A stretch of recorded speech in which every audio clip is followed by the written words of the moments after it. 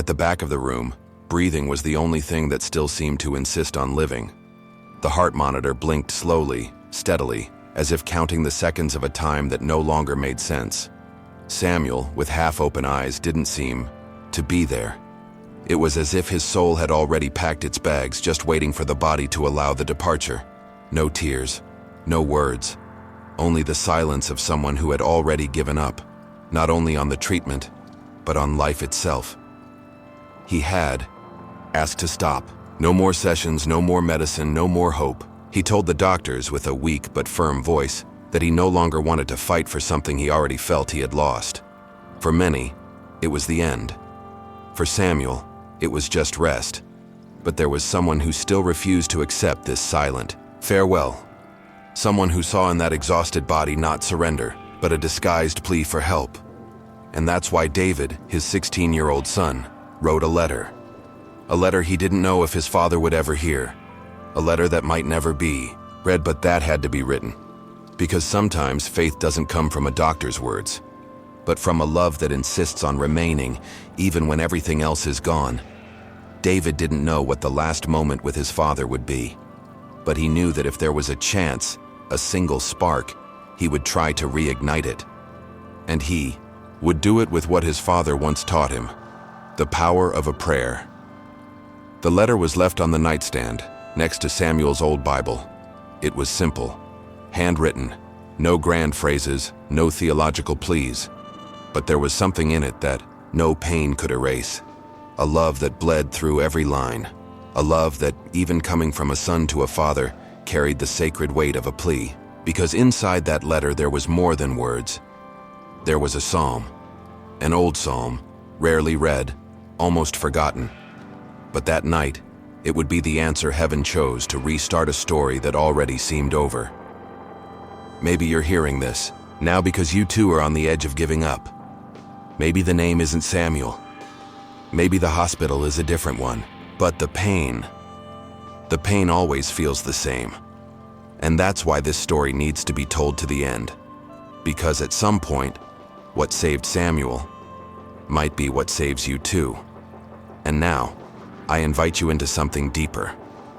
Write your name or the name of someone you carry in your heart in the comments. Share if you want, a story of faith, a memory that still beats within you, or even a silent plea.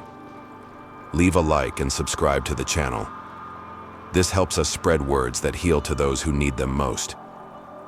Let's create a living prayer, chained together, where each name is a beacon, each comment a bridge of hope, and each gesture a breath of miracle in someone's life. Because maybe the miracle you're waiting for is closer than you think. But to see it, you must keep going. And what David wrote in that letter is just the beginning. David had stayed up all night, sitting on the floor, his head resting on his knees, eyes red from holding back tears. He didn't cry out loud. He had learned to swallow despair like someone holding their breath underwater. With every passing minute, the silence in room 309 seemed thicker. It was as if time refused to move, as if the world outside no longer existed. And there, in that space suspended between possibility and the end, he wrote, not in a rush, not with technique, but with soul, line by line, like someone sketching an almost invisible hope. He wrote about when his father taught him to ride a bike, about the Saturday soccer games in the backyard, about the way he used to say, "Son, never give up," and how that phrase now seemed forgotten by the one who said it. He wasn't begging for more time. He was begging for one last movement, a sign that something was still alive inside that body that slept more than it woke. When he finished the letter, David did something only someone who truly loves can do. He forgave. He forgave his father for giving up, forgave the silence, forgave the emotional absence of the past few days, because he understood that giving up can also be a scream of pain no one heard. At the end of the letter, he wrote a passage from long ago, something he'd heard from his grandmother, in one of those services where he would fall asleep on his mother's lap. It was a psalm. He didn't know exactly which chapter it came from, but he remembered the words. And in that moment, He chose to trust that God would know exactly where to find them. Because sometimes faith isn't knowing the verse, it's feeling that it still lives even if forgotten in memory. He folded the paper carefully, placed it beside his father's Bible, and with trembling hands rested his face on Samuel's chest. The heartbeat was slow, but it was there. And for some reason he couldn't explain. In that moment, something changed inside him. As if that simple gesture, the letter, the memory, the touch, had opened an invisible door. A door that despair had locked, and that love was slowly beginning to unlock. Meanwhile, on the inside, where the eyes couldn't reach, Samuel was dreaming. He dreamed of a familiar voice, a voice that repeated phrases like music, a voice that didn't judge, didn't pressure, just reminded him of who he was, reminded him of his son, reminded him of life before the pain, and in the dream, there was an open book. But Samuel still couldn't read it. He could only feel it. And it's at this point in the story that life, even when doubted, begins to whisper that it still has the power to surprise. Because in the next thread of memory, when the mind begins to reorganize everything that seemed lost, that's when the true miracle begins to write its first words. And when Samuel opens his eyes, something much deeper will be waiting for him. At the hospital, no one expected surprises anymore.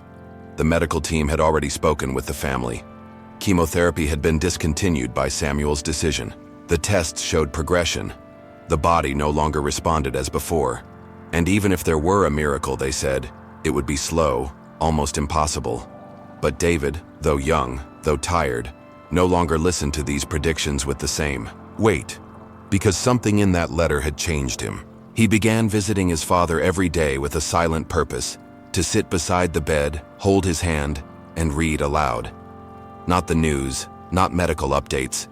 He read passages from the Bible. He read like someone whispering forgotten promises.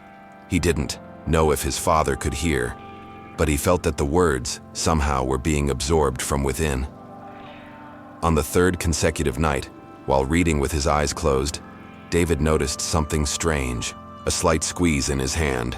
His father had moved his fingers. It was minimal, almost imperceptible, but it was real. He stood up, called the nurse, but the clinical signs remained unchanged. It might have been a reflex, they said. It might not mean anything, but for someone who lives by faith, a small movement is everything. That same night when he got home, David searched the comments of old videos about hospital miracles. He read dozens of stories, and one of them moved him deeply. A woman said her father, in a coma, began to respond when a specific psalm was read to him daily. She didn't mention the number of the psalm, only said it was a hidden psalm, one that doesn't promise victory, but presence.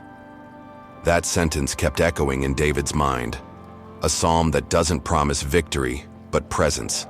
He started searching, read random psalms, wrote down verses, slept with the Bible on his chest, and little by little, something began to happen. Within him, the nights without hope became filled with silent prayers. The gray days began to show small moments of gratitude, and the pain of a possible loss gave way to a connection he had never experienced. He still feared the worst, but for the first time he knew that even if it happened, he wouldn't be alone. Samuel, meanwhile, remained silent, but he dreamed. He dreamed of the boy on the bicycle, of the shouts of "Dad, look at me," of the first time he heard his son pray, still a small child, at the bedside. And in the middle of those fragmented dreams, that same voice reappeared, this time clearer, firmer. It said, the prayer was written. Now it needs to be read. He saw a letter in his hands, but he couldn't open it. He felt that inside it was something he needed to remember, something that could make the darkness lose its grip. The next morning, David arrived at the hospital. Earlier, he brought with him a new letter, this time shorter, more direct, with only one sentence at the center of the page. "Dad, even if you've given up, God is still waiting for you with the door open." He folded the paper, placed it in his father's hand, and repeated the sentence aloud. For the first time, he noticed a tear running down the corner of Samuel's eye. The monitor didn't beep. The test didn't change. But for David, that was a silent scream. A scream that said, "I'm still here." And while hope rehearses its first steps back, what seemed like death begins to pulse like life. But what David didn't know yet is that the true psalm, the one that changes everything, was still to be revealed. That afternoon, David arrived with a clear purpose. He carried in his eyes a calm that didn't come from good news, but from a matured faith. He sat beside his father like on the other days, but this time he didn't open the Bible right away. Instead, he stayed silent, observed the details, the slow breathing, the half-open fingers, the graying hair that now looked even more fragile. And then, as if waiting for a sign, David remembered the woman's comment on the video, the so-called hidden psalm. He picked up his phone, searched through old notes, and there it was. Psalm 42. Not the most read, not the most quoted, but in it, there was a depth David couldn't explain.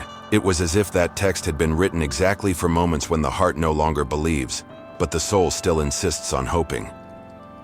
He opened the Bible carefully and began to read, softly, like someone trying not to awaken the pain. "Why are you cast down, O my soul? And why are you disquieted within me? Hope in God, for I shall yet praise him." The words floated in the air like gentle echoes. Samuel didn't move. But David felt something different in the atmosphere. It was as if that reading was reopening a broken line of communication. As if those ancient phrases spoke a language the heart still recognized, even without strength. In the following days, David read Psalm 42 repeatedly, one verse at a time. He alternated between prayer and silence, between faith and longing, and every time he read, "My tears have been my food day and night," something inside him was set free. Pain was no longer his enemy. It was proof that he still loved, still hoped, still believed. The hospital remained the same. The doctors still gave cautious prognoses. But within David, a certainty grew like a seed in the dark. The psalm was a key, not to heal the body, but to reignite the soul. Until, on a cold morning, the miracle began. Samuel opened his eyes. He didn't speak. He didn't cry. He just looked, straight at his son. And in that look, there was something old and something new. It was as if all the silence from the past months had been replaced by a single invisible phrase. "Thank you for not giving up on me." David, unable to hold back the tears, held his father's hand and recited the entire psalm, from beginning to end, without pause, like a living offering, like a renewed covenant. The next day, the medical report would change. But in heaven, what truly changed was what no one could measure: the faith that had been returned, the hope that had been restored, and a father who, even at the edge of the end, had come back to believe. But would this newly awakened faith resist the weight of the days to come? And what other surprise did God still hold for this reunion between father and son, built of tears, words, and sacred silence? The days that followed that morning seemed ordinary in the eyes of others. Doctors rushing through the hallways, nurses switching shifts, alarms sounding in some nearby room. But inside that room where Samuel and David were, everything had changed. It was still a hospital room. There was still pain. There was still uncertainty. But now there was something more. A silence that wasn't empty. It was presence. Samuel remained fragile, yes. His body, still weakened by the stopped chemotherapy, by accumulated pain, by the silent battle he had been fighting for months. But his eyes were different. They no longer looked down. They no longer asked forgiveness for giving up. Now, they looked at his son with something that resembled gratitude and admiration. That afternoon, it was Samuel who asked, "Read it again, son. The one about hoping in God." David tried to hold back the lump in his throat.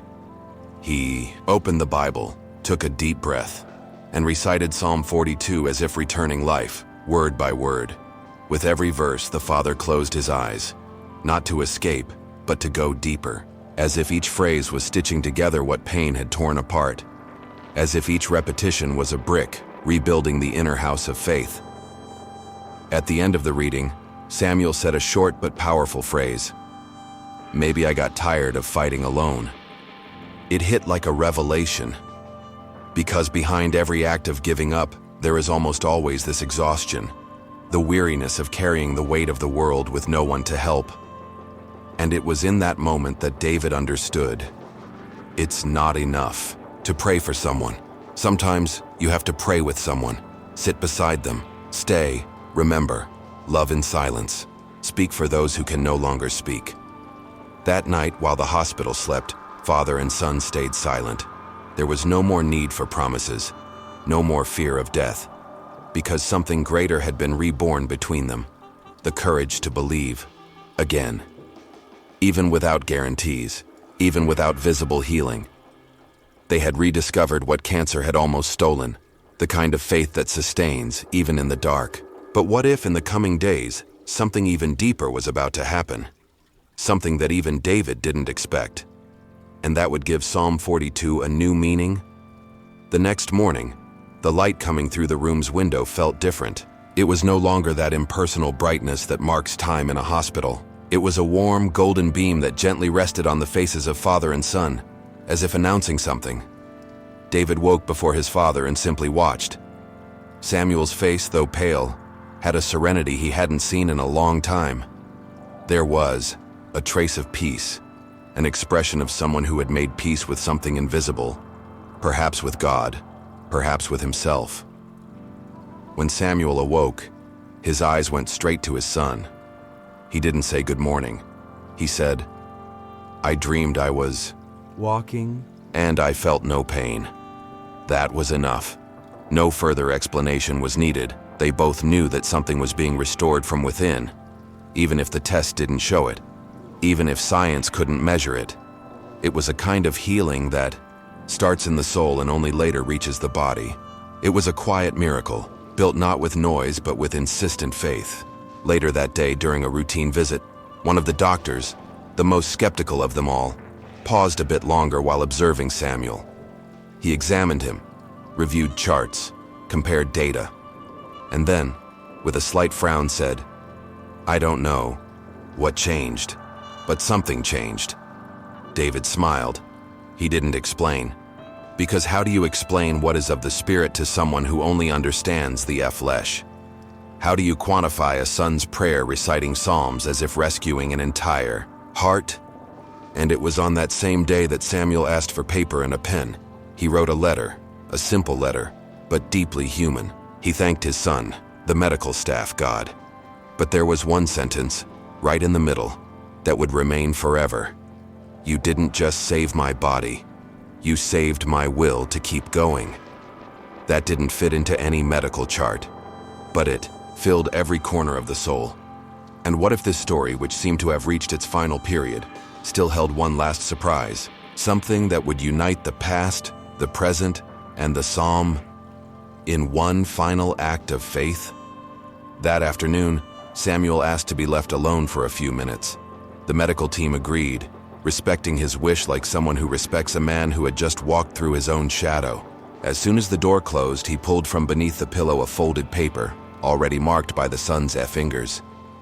It was David's letter, but what he wanted to reread wasn't just the emotional content.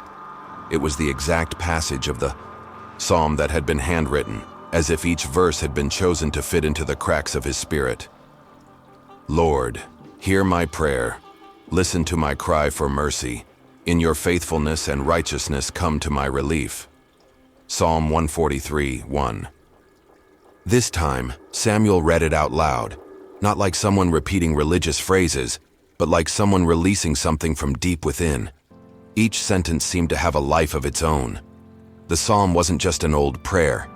It was a healing tool, a spiritual scalpel that opened wounds to clean them, but also a bridge between a wounded heart and the promise of a new beginning. Samuel couldn't explain why that psalm, so forgotten, felt written for him, but he knew he was being restored from the inside, verse by verse, as if stitched with threads of hope.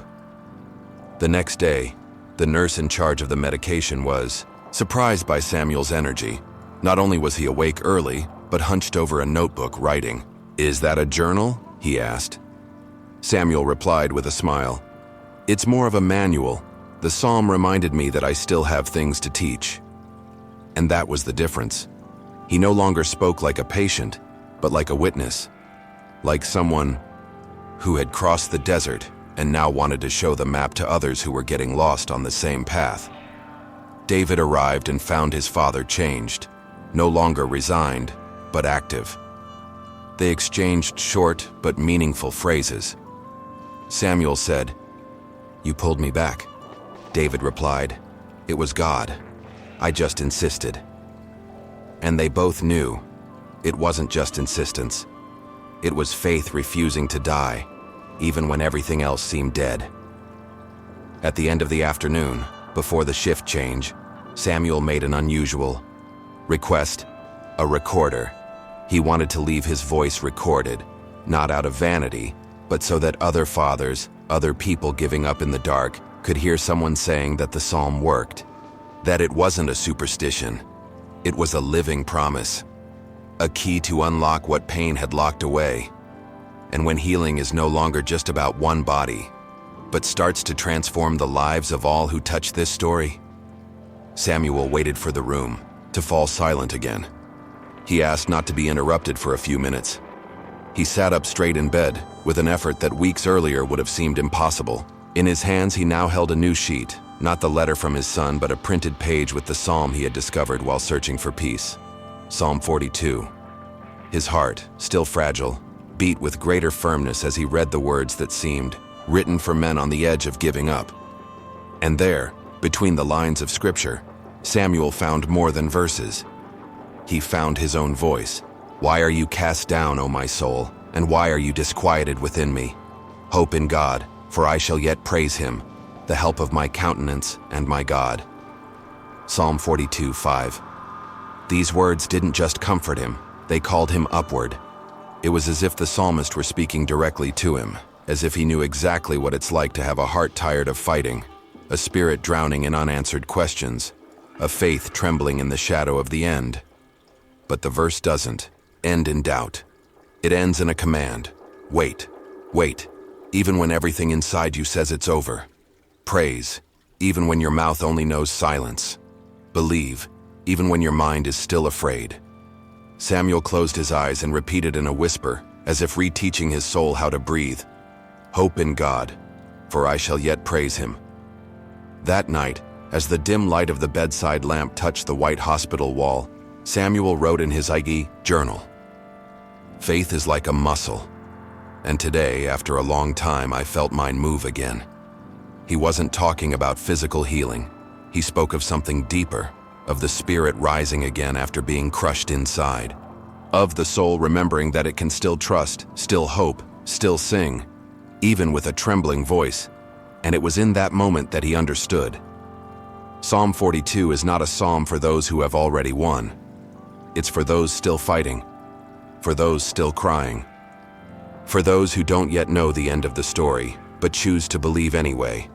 And now that you've heard this story, breathe. Because maybe, just like Samuel, someone you love is also trapped in this invisible exhaustion. Maybe you yourself are struggling to believe again. Maybe there are smiles you force, prayers you can't bring yourself to say, and pains that no one can see. But Psalm 42 keeps echoing, as a sacred reminder that the soul may be downcast, but it can still hope in God. It can still find strength in what looks like the end. And it can, yes, it can, believe again. If this story touched your heart in any way, don't let that feeling die here. Write your name in the comments, or the name of someone you carry in your heart. Leave a prayer request, a testimony of faith, or even a simple, "I believe." And together, let's turn this comment section into an altar of hope. Like this video as a symbolic act of faith. Share it with someone who needs a word of resurrection. And subscribe to the channel to keep receiving stories that heal, prayers that restore, and promises that reignite the soul when all seems lost. Because here, every name becomes a plea, Every gesture becomes intercession, and every word may be the beginning of a miracle.